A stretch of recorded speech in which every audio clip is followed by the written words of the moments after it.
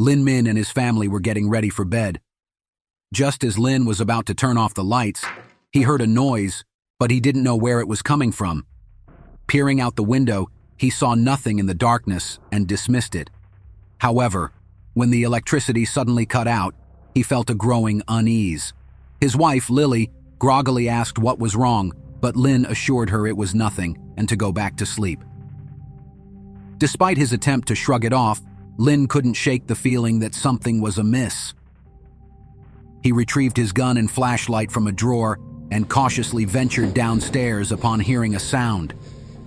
Passing through the hallway lined with closed doors, he scanned left and right, finding everything seemingly normal.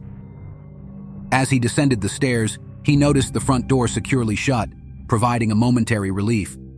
However, Lin remained vigilant, continuing his search through the living room and finding no intruders. With only the kitchen left to check, he started to doubt his suspicions, thinking perhaps he was just being paranoid. Yet, as he entered the kitchen, he was startled by a shadow and nearly pulled the trigger in fear. With trembling hands, he aimed the flashlight, and to his astonishment, he recognized the figure in front of him. In a mix of shock, relief, and confusion, Lin exclaimed, "Oh, it's you! What are you doing here?" The next morning, at around 8 a.m., Min Lin's news agency, usually bustling with activity, remained closed without explanation. This was highly unusual, as Min was known for his steadfast presence, often seen as a reliable part of his customers' daily routines.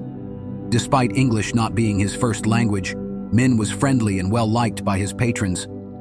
Concerned about Min's absence, one of his regular customers decided to reach out to Min's sister, Kathy, for answers. Kathy, too, found it peculiar for her 45-year-old brother to miss work unexpectedly. She couldn't help but wonder if one of her nieces or nephews was unwell. Kathy made numerous attempts to reach Min and Yun, but all her calls went unanswered.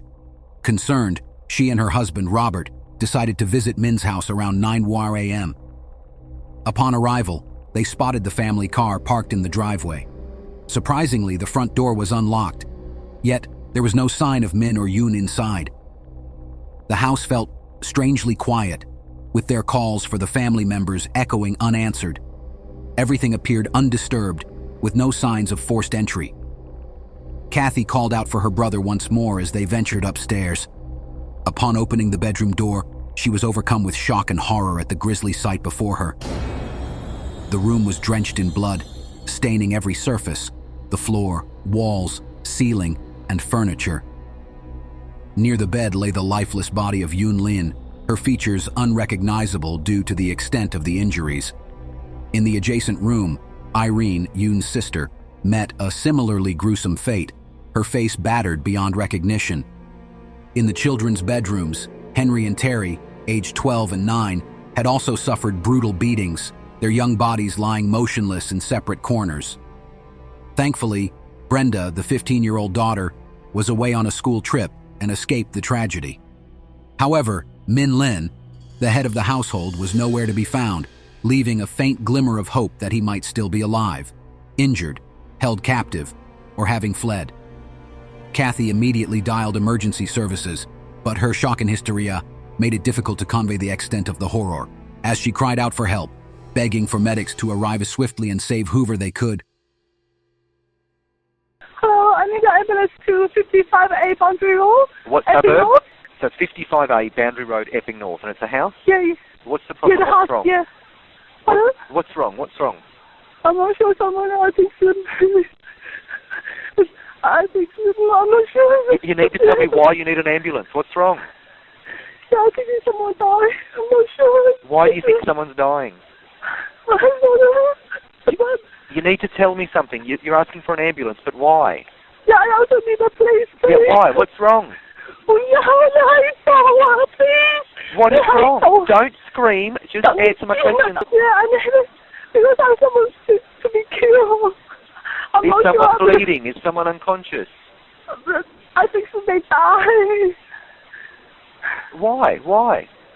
I'm not sure, but maybe someone killed my brother's family. No. Why do you think that? I need someone to come quick. are coming. You need to stop screaming and tell me what the problem is. Someone killed my brother Sunday. Why do you think that? Yeah, because I went to his house and I knocked the door and the door is just closed. I opened it and then up the stairs find my brother. I couldn't find him. I'm not sure. Where's your brother? Are they on the ground? No, they're the bedroom. They're all the bedroom. Are they in the house? Is your brother in the house? I'm not sure. We are driving there. Answer my questions, please. Have you found a body? I'm at my brother's home. Have you found a body? Just quick.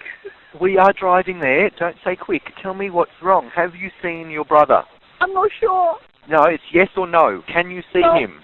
No. Is he in the house? Can you see their bodies? Yeah, I saw.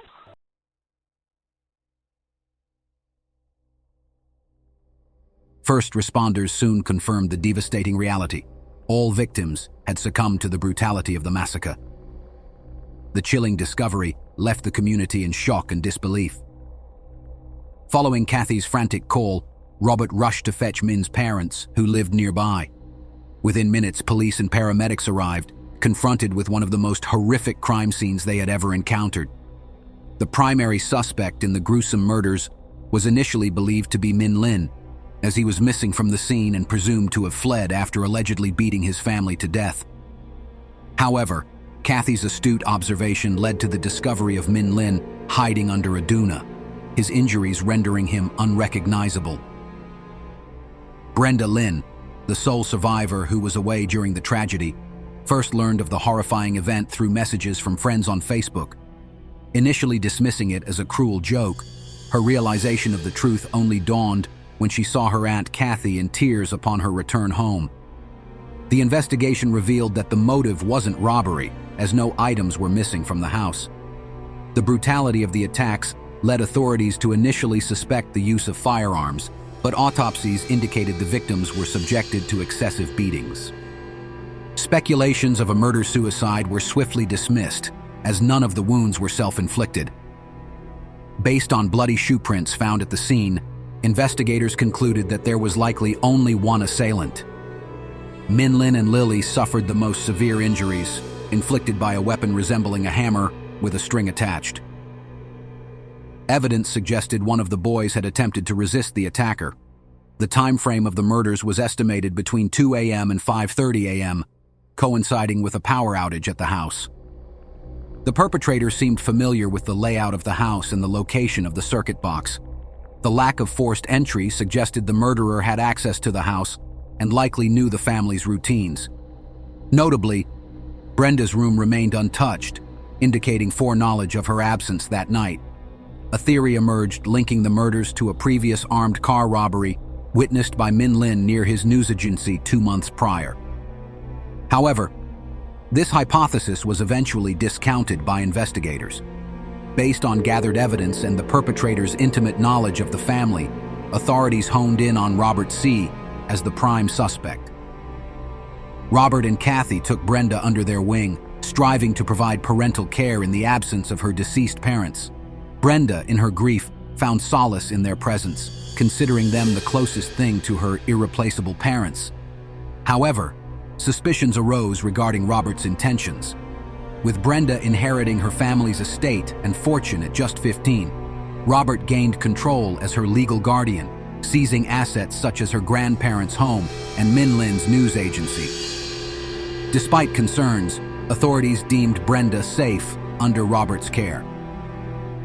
A crucial breakthrough came when surveillance footage captured Robert cutting up and disposing of a shoebox, matching the distinctive shoe prints found at the crime scene.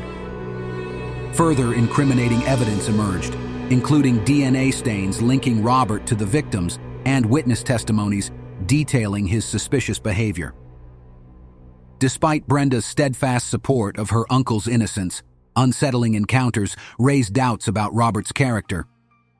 Finally, after years of legal proceedings, Robert was convicted of the heinous murders, receiving a life sentence without parole. Reflecting on her last memory of her father, Brenda recalled a bittersweet farewell at the airport before her trip, highlighting the stark contrast between her mundane departure and the tragic events that followed.